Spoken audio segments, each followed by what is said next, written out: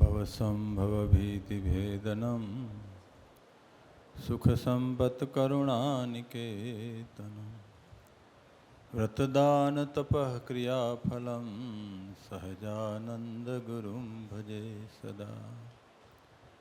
इष्टदेव भगवान श्री स्वामीनारायण लक्ष्मीनारायण देव दीक्षांत महोत्सवના ઉપક્રમે પૂનમ સત્ર 5 પૂજ્યપાદ गोविंद प्रसाद स्वामी, पूज्य पीपी स्वामी तथा हमारे ट्रस्टी सभ्य ब्रह्मचारी महाराज आदि तमाम संतों, वक्ता महोदय पूज्यपाद विनय प्रकाश दास जी स्वामी, जे आ गोविंद स्वामी जे संत मंडल है, जे पीपी स्वामी संतों ने दरेक क्षेत्र में तैयार कर्या छे। पछी महंताई में व्यवहार हो तो भले, कथा हो तो भले, पछी विनय प्रकाश स्वामी तो बहुत सरस भगवान कंठ आप्यो। शास्त्रीय संगीत में सरस मजानुं आपणे कीर्तन संभळाव्युं, एटले ऑलराउंडर संत छे।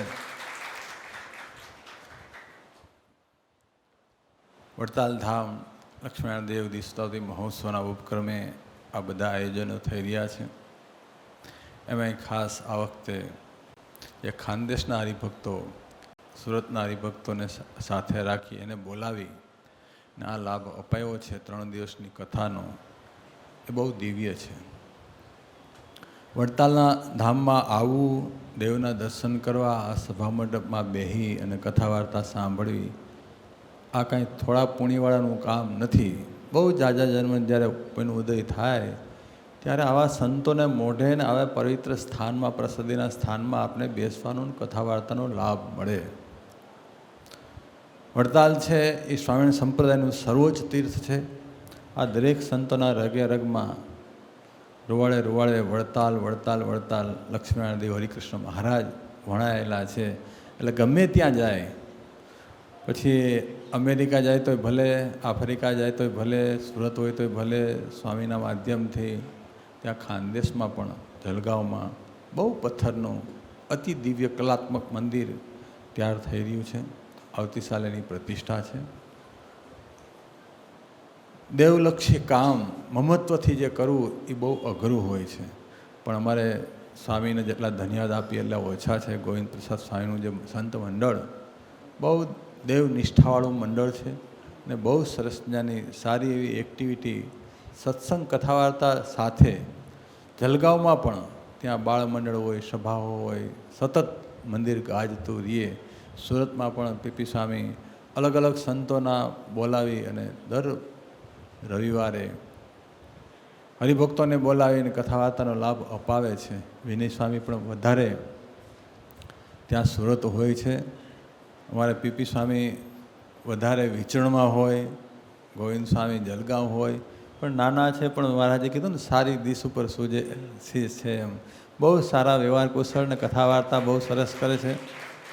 પછી એના હરિપ્રસાદ સ્વામી ને વક્તા હરિપ્રકાશ સ્વામી એ પણ બહુ સુરતમાં રહી અને બહુ ભગવદીય અને સારી કથા વાર્તાનો બધા હરિભક્તોને લાભ આપે છે। એટલે સુરતના હરિભક્તો તો બહુ ભાગ્યશાળી છે ને વિશેષ ભાગ્યશાળી હોય તો અમારે ખાનદેશ જલગાંવના હરિભક્તો ખૂબ ભાગ્યશાળી છે। કારણ કે હવે એને સંત મંડળ મળ્યું છે। જો ત્યાં સ્વામી ન હોય તો જલગાંવમાં મંદિર થવું એ અશક્ય છે। પીપી સ્વામી બીડું હાથમાં જીલું ન હોય, ગોવિંદ સ્વામી ત્યાં બેઠા ન હોય તો ત્યાં ખાનદેશમાં ત્યાં કોઈ પ્રકારની બીજી આવક છે નહીં। બહારથી જ ઉઘરાવીને પૈસા લાવવા અને નાખવા એ બહુ અઘરું છે। પણ તો આ પીપી સ્વામી અને પૂજ્ય સંતોનું જે મંડળ છે એ બહુ ત્યાં રહી અને સેવાનું કાર્ય કરે છે। બસ હરિકૃષ્ણ મહારાજને પ્રાર્થના કરીએ કે આ મંડળ દ્વારા સત્સંગની આવીને આવી સેવા થતી રહીએ। વિશેષ આપણો આગામી નવેમ્બરમાં તારીખ 7 થી 15 સુધી જે અતિ દિવ્ય અને ભવ્ય જે ઉત્સવ ઉજવવાનો છે। સ્વામિનારાયણ સ્વામિનારાયણ સ્વામિનારાયણ સ્વામિનારાયણ સ્વામિનારાયણ સ્વામિનારાયણ સ્વામિનારાયણ સ્વામી. હરિકૃષ્ણ મહારાજની જય. આગામી લક્ષ્મીનારાયણ દેવ દીક્ષાદી મહોત્સવ આવી રહ્યો છે. એના ઉપલક્ષમાં આ બધા સત્રોનું આયોજન થાય છે અલગ અલગ મંડળો દ્વારા. રોજે 14 અને પૂનમ દર મહિનામાં અલગ અલગ સંતોના મંડળ આપને લાભ આપે છે.